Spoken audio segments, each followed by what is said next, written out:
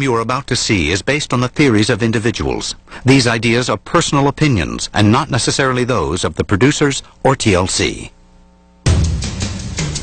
An amazing theory. Could it be true? Did extraterrestrials come down to Earth thousands of years ago, imparting wisdom and technology to our ancestors? One man says yes. We have been visited by beings from another world. More than 30 years ago, Erich von Däniken challenged science with his controversial book and radical ideas. Now he's back with new clues that he contends are evidence of close encounters long ago. From Egypt to Turkey, from South America to Antarctica, we will travel the world in search of evidence and artifacts that von Däniken believes prove his theory. We are not alone. Life may have been found on Mars. Is it possible that new planets deep in space could support life? Today, we explore our own planet. Are there signs that someone found us before we could find them? Chariots of the Gods. The mysteries continue. With Erich von Däniken. Hosted by Richard Karn.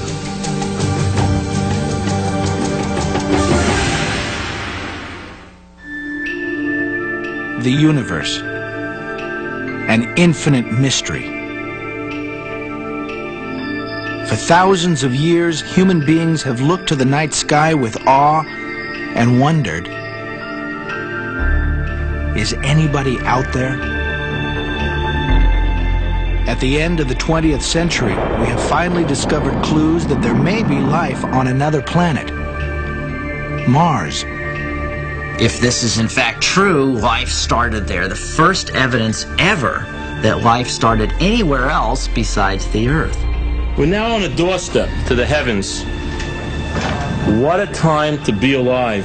Its implications are as far-reaching and awe-inspiring as can be imagined. This stunning discovery marks a turning point in human history. But there's more. The razor-sharp eyes of the Hubble telescope pierce the darkness of deep space, looking for more clues that we are not alone.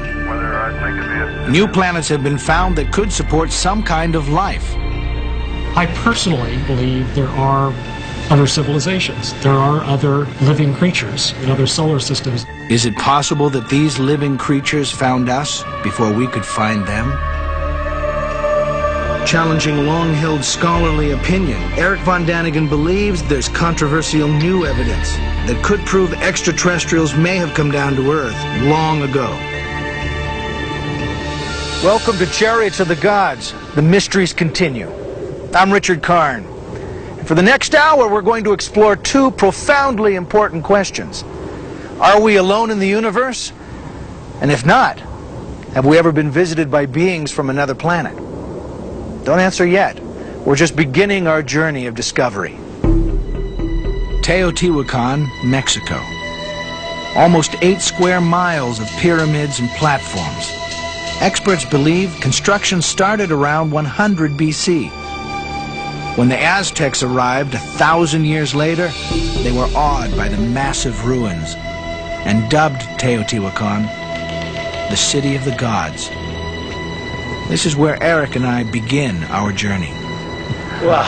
Well, Richard, we just climbed halfway to the Pyramid of the Moon. The people that built this, did they call it the Pyramid of the Moon? We are not certain about this, but in the 16th century, there was a monk with the name of Bernardino de Sahagún, and he asked the locals about this place, Teotihuacan. They told him that this was the Pyramid of the Moon, and over there we have the Pyramid of the Sun. The people who constructed this vast city possessed a sophisticated knowledge of mathematics, astronomy, and engineering. Erich von Däniken believes the builders of Teotihuacan might have been taught the secrets of our solar system by teachers from above. This here is called La Avenida de los Muertos, the Avenue of the Dead. This represents a model of our solar system. For every planet, there is a construction, a building. There are 9 planets in our solar system, all orbiting around the sun. Mercury is nearest to the sun. Pluto is the furthest. At Teotihuacan, each one of the planets is represented by a building, ruin, or marker. Erich von Däniken believes it is a remarkably accurate scale model of our solar system. On the hill behind the Pyramid of the Moon are the ruins of temples which could represent the last planets discovered in our solar system, Neptune and Pluto. Now, wait a minute. You're telling me that the planets are moving this way, and then on the other side of this pyramid, there is some representation of Pluto. Absolutely correct. Now, Pluto was discovered in this century. So here we have the mystery. How could they know about Pluto? I would suggest they must have had teachers from heaven, teachers from the sky. Does that mean a priest that is interpreting his gods, or? I really mean from heaven. That means being from outer space. Let's call them extraterrestrials. And I would not suggest this if we would have only this example or this indications, but we have them all over the world, as I will show you. By the way, the Pyramid of the Sun once was covered with mica, at least the top of it, that's for sure. Well, now how did they know that? In the beginning of this century, when the first excavations were made, they found the mica still on the top. Now, because mica is quite expensive here, they don't have natural mica, they sold it. Is mica mined here? I mean, are there mica? No, not in this region, no. No, the next mica mine would be in North America. But you know, it must have been a shining pyramid, shining up to the sky. Now, come on, Richard. I want to show you a real secret of Teotihuacan. Something which has never been shown on TV. It's not open to the public because archaeology wants to keep it as a secret. Now look in here. This is the mica. Oh, wow. You said this was recently discovered? Well, about 15 years ago. And they lock it up. They don't allow the public to see this. Because they have no answer. They don't know what to explain to it. It's a mystery. But mica has different properties. For example, mica is heat resistant up to 800 degrees Celsius. Well, the Apollo spacecrafts used mica. That's correct. And also the lunar module, the landing thing on the moon, used mica for against heat. Mica also is an extreme electric insulator. At the same time, mica is resistant against all sorts of acids. Whoever did it must have known something about the property, because this mica does not exist in the region. They had to take it from somewhere far, far away. You mean they didn't mine this here? No, absolutely. Well, you told us earlier that the whole top of the Sun Pyramid was covered in mica and was sold off over the years. That's correct. It was glittering and shining throughout space.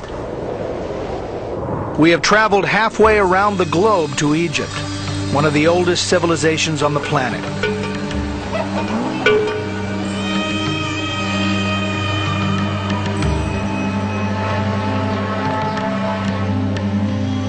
Rising from the mist of ancient history are the most famous monuments on Earth, and among the least understood. Dominating the Giza plateau is the Great Pyramid.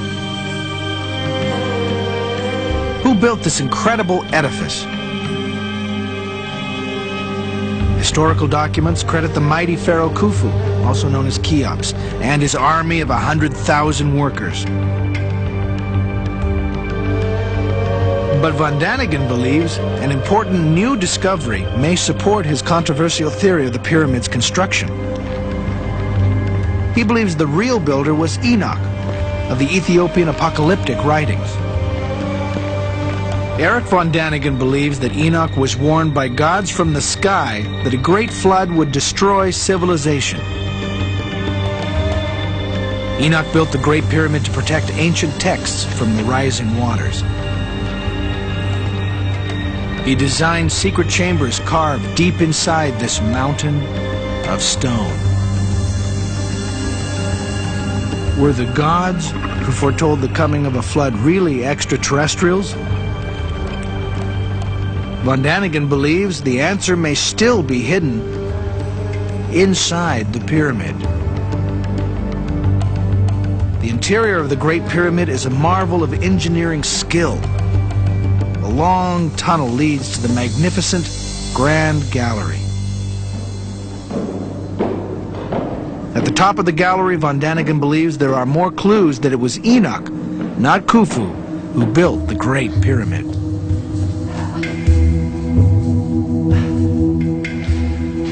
This is the so-called King's Chamber. Simply gigantic. As you can see, there are absolutely no hieroglyphs. Empty. If Khufu was a tyrant, then the wall should be full of inscription praising himself or his gods. Von Daniken believes the blank walls of this chamber indicate the pyramid was not created to serve as Khufu's tomb. But there's more. Many wonder how the pyramid was built. Could an ancient culture assemble 2.5 million giant stone blocks with such perfection, less than 1/10 of a degree off true north? Erich von Däniken believes these mysteries could support his theory that the Great Pyramid was built by Enoch at the request of extraterrestrials, teachers who descended from the heavens. If so, where are the secret chambers filled with ancient texts? Only recently has modern technology allowed investigators new ways to attempt to unravel this great mystery, which has challenged scholars and archaeologists for thousands of years. Some ancient text says that this pyramid was constructed before the Great Flood and many secret chambers should be in here. Could this shaft maybe lead to one of these chambers? In 1993, German engineer Rudolf Gantenbrink designed and built a small robot to explore the mysterious shaft. Dubbed UFO'S for Opener of the Way, the tiny robot was equipped with a video camera and remote steering. Its mission: follow the shaft into the darkness in hopes of discovering ancient secrets hidden for thousands of years. I had no clear idea what I should find at the end of the shaft. I expected anything, but not especially this.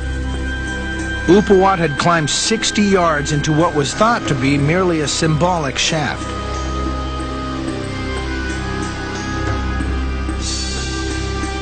But when the little robot's journey ended at a stone door with 2 corroding copper fittings, Erich von Däniken believes the legend of Enoch may be one step closer to becoming fact. What we see in the camera from the robot is just the backside of the stone.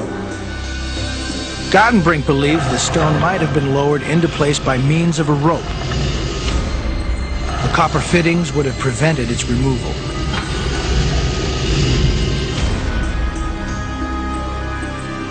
Could this door lead to the secret chambers Enoch was told to build by the teachers who descended from the sky?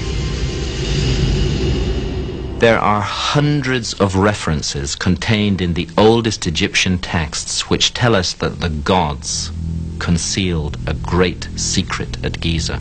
In my view, we now know that there is a hidden chamber inside the Great Pyramid, and we now know from seismic work that there is a hidden chamber under the Great Sphinx. We need to know what lies in those chambers, because the ancient Egyptian texts tell us that it will be a matter of enormous importance that could contain a startling revelation about the origins of human civilization. Erich von Däniken suggests that, as at Teotihuacan, this could be another tantalizing clue that extraterrestrials may have visited Earth in ancient times. A scientific mission to look behind the small stone door with a tiny camera awaits approval from Egyptian authorities. Only then will we come closer to solving the mystery of who built the Great Pyramid. Still ahead on Chariots of the Gods, the mysteries continue. The mysteries continue. At the end of the 20th century, we take the idea of human flight as a given. Our space shuttles head towards space so often few people even notice when they leave or when they return. And it all started with the Wright brothers 100 years ago. Or did it? The dream of flying has fueled our imagination for thousands of years. At the end of the 20th century, we're not only able to fly around the Earth, we're able to explore other planets and other solar systems. Is it possible that other intelligent beings shared our dream of exploration and visited the Earth in their own space vehicles? These illustrations were drawn from descriptions in the Hindu text of ancient India, dated to the 4th century BC. They describe what some scholars believe are giant vimanas, or flying machines. In Yugoslavia, images like these were found on a medieval fresco dated to around the 15th century. Are these the products of an artist's imagination, or are these the recordings of actual beings in flight? The oldest scriptures of mankind, the ancient Egyptian pyramid texts, the Vedic texts of India, and many other ancient texts from all around the world make intriguing references to what sounds like flight. Technological flight, not visionary, imaginary journeys in the sky, but journeys in machines. Our search for clues about the flying machines of the ancient world takes us to southern Mexico. The ancient city of Palenque is one of the most magnificent of the Mayan culture, which flourished all across Central America for almost 600 years. This is the burial pyramid of Tikal, ruler of the Mayan world around 600 AD. Here we find what Erich von Däniken believes are signs that the Mayans may have encountered visitors from the sky. Tikal's ornate sarcophagus is rendered in exquisite detail. The lid is a beautifully carved image of the dead king. Erich von Däniken believes this relief might show Tikal in some kind of spaceship. Look closely. Tikal is seated in the reclined position like an astronaut in a space capsule. His hands seem to be gripping the controls, almost like an airplane pilot. His nose appears to be attached to a breathing apparatus. The design behind the seat could be a representation of flames like those from a rocket ship.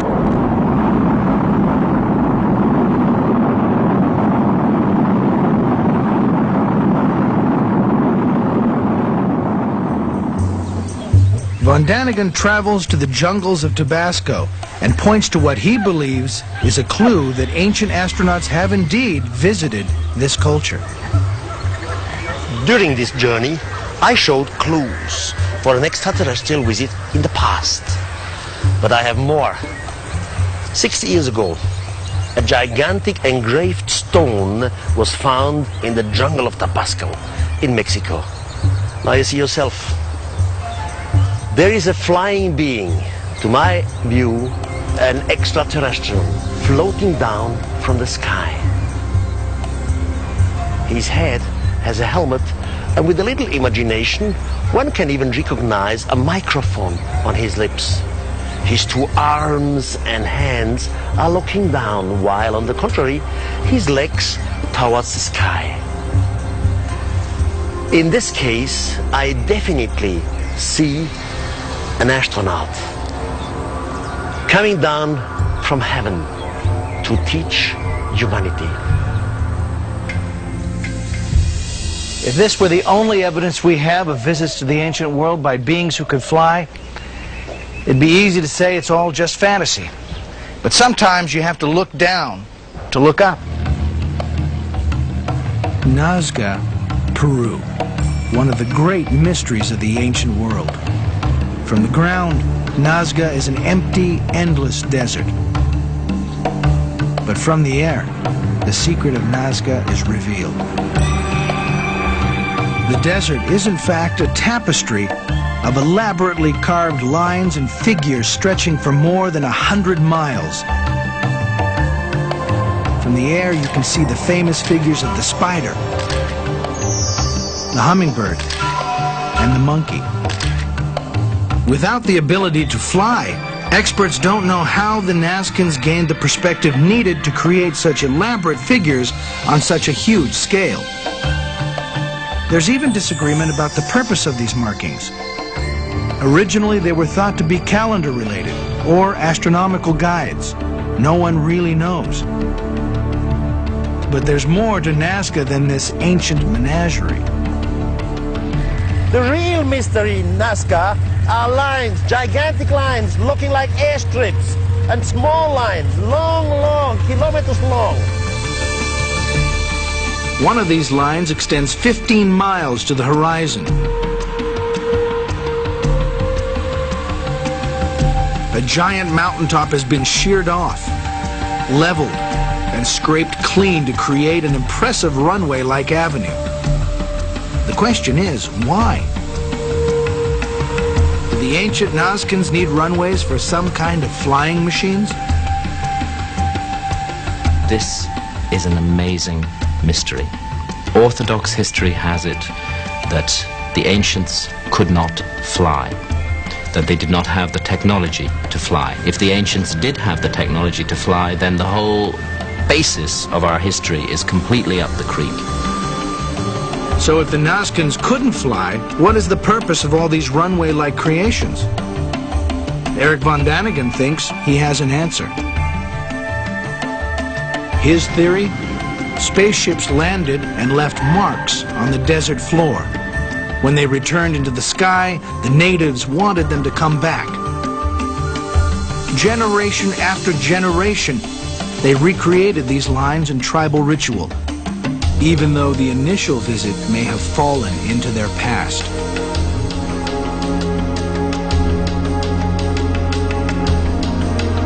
There is one more clue that the ancient Nazcans may have had a close encounter with extraterrestrials.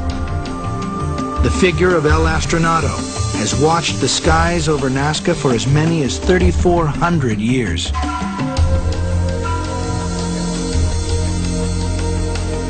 Could this strange-looking image be a greeting from a primitive but friendly society to airborne visitors?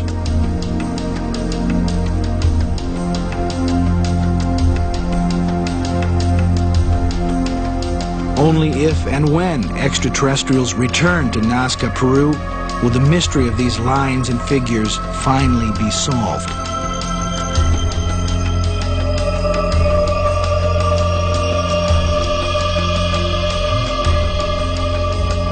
If some kind of flying machine or Vimana did visit the Earth in ancient times, one can imagine the terror some people may have felt in their presence. In Turkey, the eerie landscape is dotted with hundreds of small caves in the soft volcanic rock. But the real mystery of this region can't be seen above ground. Perhaps 2,500 years ago, elaborate cities were carved deep under the earth. Were these intricate maze-like settlements a primitive air raid shelter to protect the citizens from airborne enemies? There are caves and chambers all over. One of these cities descends 130 feet underground through as many as 18 stories. This is just one of nearly 200 subterranean cities in the region. Perhaps 30,000 people once lived in them. A tunnel 5 miles long linked two cities together. Experts say the underground cities have been used for many different purposes over the last 2,500 years. Erich von Däniken wonders, why did generation after generation seek refuge beneath the earth? If fleeing an invading army or religious persecution, frightened citizens could have hid in the mountains above ground. Why did people burrow a labyrinth of subterranean chambers underground? What was the true purpose of these cities? These people were hiding out, afraid of some enemy. But all this doesn't make sense. Any enemy could simply come in here, or they were sitting in a trap. It must have been an airborne enemy. An enemy from the sky. Still ahead on Chariots of the Gods, the mysteries continue. Why did an ancient culture deform the heads of their children? Then, did extraterrestrials leave a message for us in the giant stones of France? Plus, Erich von Däniken investigates whether visitors from another world taught the ancient Egyptians the secrets of electricity. In England, to hundreds of other sites throughout Europe, Asia, and the Americas. There are ancient structures made from giant stones called megaliths. One of the most impressive megalithic sites in the world is in the Brittany region of France near the town of Karnak. Erich von Däniken has spent years investigating this silent stone monument to our mysterious past. He believes these stones could not have been moved and arranged by primitive man without the help from teachers. Teachers from above. At least 7,000 years ago, our ancestors created thousands and thousands of stones, and they arranged them in lines. Straight lines for miles and miles. They loom like giant soldiers marching in formation to the sea. These are the megaliths of Karnak in France. Now this is the largest megalith ever moved in ancient Europe. It's man-made, cut, as you can see. Once the whole piece was over 60 feet, and its weight was 350 tons. If these giant stones were moved and arranged 7,000 years ago, they would be among the oldest creations on the planet. But were they created by human beings? At that time in human history, our ancestors were still hunter-gatherers, struggling daily for survival. Their tools were primitive, and the wheel had not yet been invented. How were these thousands of stones transported, and what was their purpose? Until today, archaeology has no answer for this mystery. Well, since we have computer technology, and since we know how to fly, we might have an answer. Erich von Däniken reveals his theory that based on aerial reconnaissance, the builders of these alignments had a sophisticated understanding of geometry, triangulation, and the Pythagorean theorem. But these stones were arranged 4,000 years or more before the Greeks supposedly invented geometry. Erich von Däniken wonders who taught the megalithic builders their math lessons. He believes extraterrestrials came to Earth and encoded a message in the stones of Karnak. What is this message? Could these megaliths point to a place in the heavens where the builders live? We just don't know. Yet. Well, what do you mean, yet? We know for sure that there is geometry. We have the pattern, we have Pythagorean triangles, but we don't know the message behind it. Maybe we have to wait until the extraterrestrials come back. Well, you think they're going to come back? They promised to come back. You know, what's 3,000 years in human history? Compared to outer space, it's nothing. They promised to come back, they will return. At the bottom of the world, in a land frozen in a perpetual ice age, von Däniken believes there's more startling evidence that beings from another world left their mark on the ancients. In 1531, Orontes Phineas drew this map of Antarctica. But Antarctica supposedly wasn't discovered until about 250 years later in 1773. How could Orontes Phineas map a continent which didn't officially exist? There's a huge mystery here which scholars are not addressing, and it cannot be ascribed to coincidence. What is even more mysterious than Phineas knowing about a continent that hadn't been discovered is that Phineas appears to know what Antarctica looked like before it was covered with ice. And that was 125,000 years ago. How did he know the continent's shape before it was frozen under miles of ice?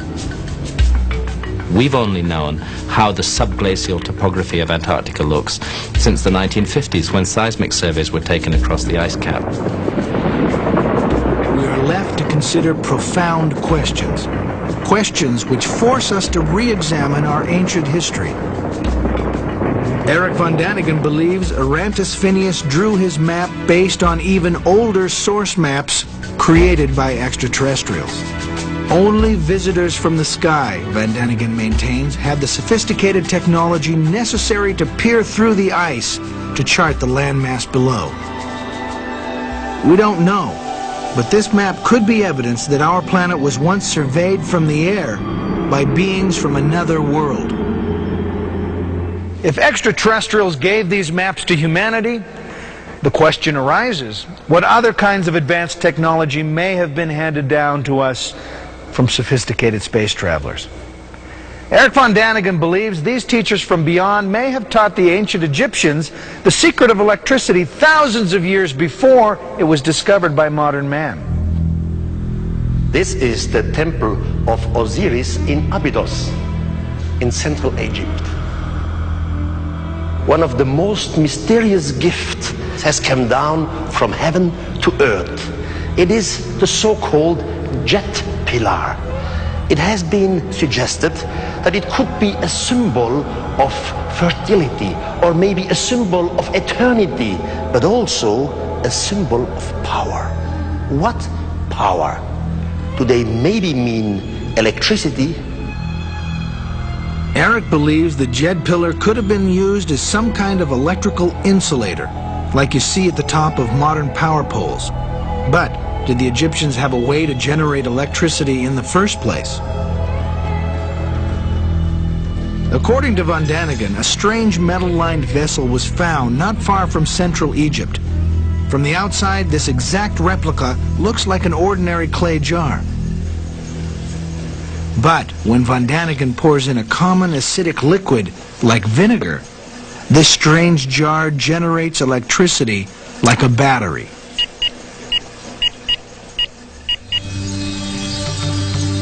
Now von Däniken searches for the ways that the ancient Egyptians might have used this electricity.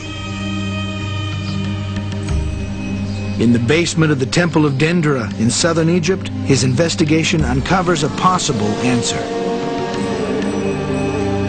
In this basement, there were different crypts, and in one of these crypts, we have fantastic reliefs on the wall.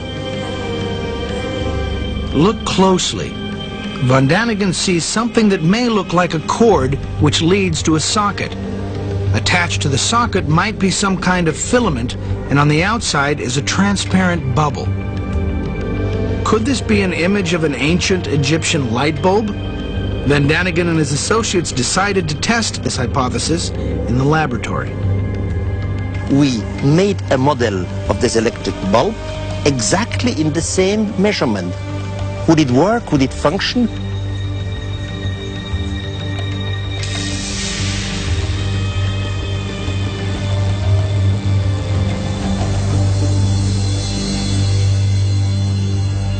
And it functioned. It works. If, as Erich von Däniken believes, extraterrestrials brought light to the temples and crypts of ancient Egypt, did a possible close encounter in South America cause some darker consequences?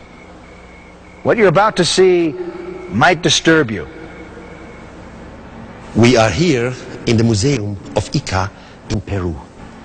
This is one of the deformed skulls found in this area. Inca and pre-Inca tribes used the soft bones of their babies. They pressed it together with wood and leather. I ask myself, why have societies done this torture to their children? I think they adored someone. They copied someone. They wanted to be similar, like some of their teachers from above.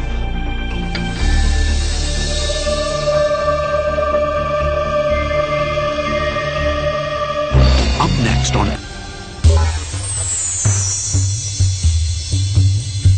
This is Chichen Itza in the Yucatan Peninsula of Mexico. Dating back 1,000 years, Chichen Itza was an important civic center to the Mayan culture that flourished in the tropical lowlands of Mexico. The Maya were fascinated with astronomy. Their observatory still stands as a testimony to their yearning for knowledge. But did the Maya have help from someone or something who understood astronomy far better than they did? To examine this question, we explore the centerpiece of Chichen Itza, a one-of-a-kind building that tells the story of its own creation like no other structure in the world. This pyramid is called El Castillo. It's dedicated to the god of Kukulkan, which was the feathered serpent. Kukulkan was one of the teachers to the Maya. He descended from the sky. According to von Daniken, the legend continues that after Kukulkan descended to Earth, he taught the Maya in astronomy and mathematics.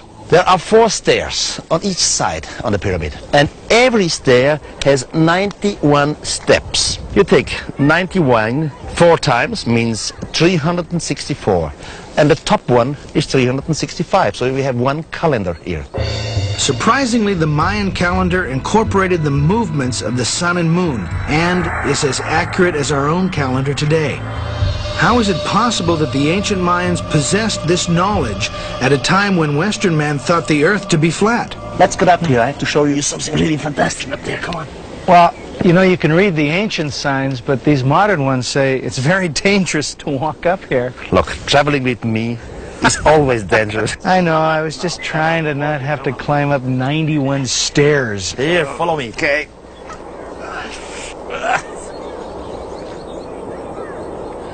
It really is beautiful. Every year, on 21st of March, a chain of light and shadow descends the stairway. Not on the whole stairway, just on the corner where god Kukulkan is chiseled into stone. The Castillo is oriented in a special way, with each of its 4 corners facing the cardinal directions.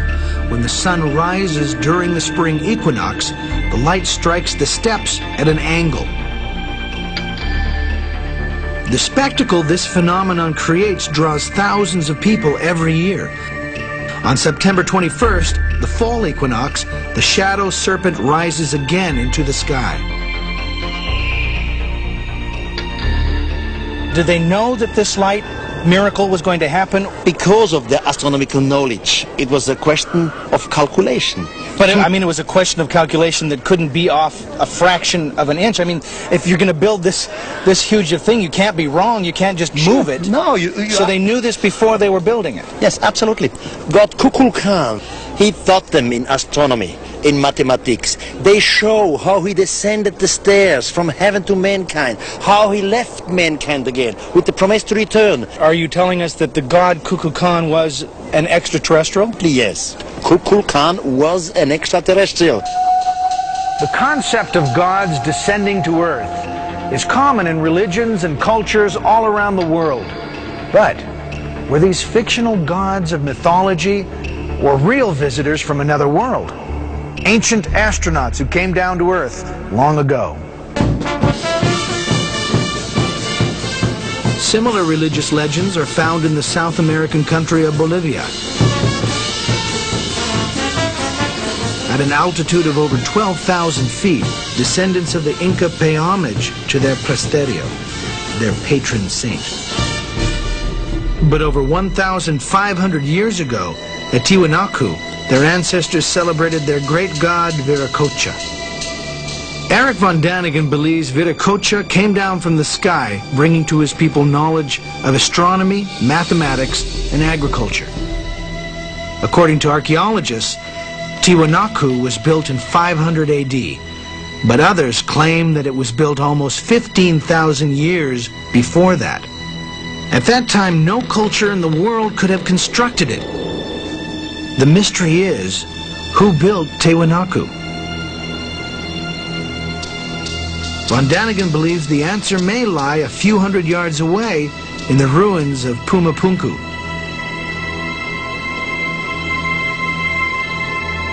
I have reasons to believe that Pumapunku once was an Earth base of extraterrestrials. In Pumapunku, we have strange technology from another world. Stone building blocks are intricately cut with laser precision. They could have fit together like pieces of a puzzle, a sophisticated architectural achievement for a primitive culture. But von Daniken suggests that there is more evidence that the builders of these two cities had help from teachers from the sky. This block has been etched with a perfect groove. Today, we would use a diamond-tipped saw to achieve this kind of accuracy, a technology only developed this century. Here lies yet another mystery few can explain. Whoever built Tiwanaku came up with a very ingenious method for holding together the huge stones which they used to build the site. They carved a groove in the edge, and into this groove they would pour a molten alloy, which later hardened into a staple. Erich von Däniken believes that extraterrestrials brought these sophisticated technologies down to the people of the region. The natives were awed by these strange visitors and worshipped them. Experts say Pumapunku was an ancient temple. But was it a place to worship gods of mythology or true living beings? Today we make a construction like a church. We say this is a temple, and in here a spiritual being, the God in spirit, lives in this temple. My idea is that Virakosha, but not only Virakosha, other so-called gods on other places in our world were extraterrestrials, and they were misunderstood as gods by our primitive ancestors.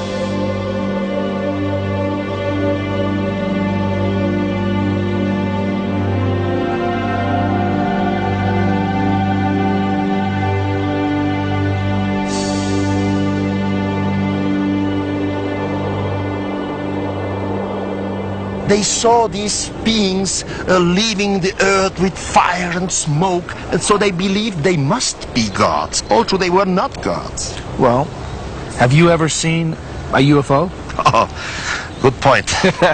Sometimes I have the impression when Erich von Däniken shows up, they run away. I never saw a UFO. It's a shame. Well, if you had seen one, what would you say to them? Well, first, I would be afraid. Why? Because it's strange, you know, they are not used to something like this. And then, naturally, I would try to make communication, however, by language or telepathy, and then I would ask some questions, a lot of questions, but the other way around, how would you react if you of a sudden would see a UFO? Well, if it's in the distance, it would be fine. I'd go, wow, look, there's, you know, but if they were confronting me, I mean, right there, I guess my first thought would be, why me? Though Erich and I have never seen a UFO or an extraterrestrial, the fact remains many people claim they have. In light of this phenomenon, advanced technology may help us communicate with extraterrestrials in ways our ancestors could not have imagined.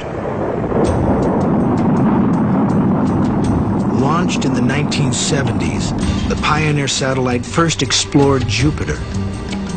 After a close encounter with the largest planet in our solar system, Pioneer continued its journey into deep space. Fixed to the side of the tiny spacecraft is a gold disc. Etched on the disc are chemical symbols, a map of Earth's location in the solar system, and the figures of a man and a woman. The man has his hand raised in a friendly greeting to anyone or anything that might encounter Pioneer on its journey into the unknown. Remember El Astronato? The figure carved into a mountainside? It appears the ancient Nazcans were trying to communicate with extraterrestrials. 3,400 years later, we're still looking to the sky and wondering, is anybody out there? Chariots of the Gods will be right back. To consider two provocative questions. Are we alone in the universe? And if not, have we ever been visited by beings from another planet?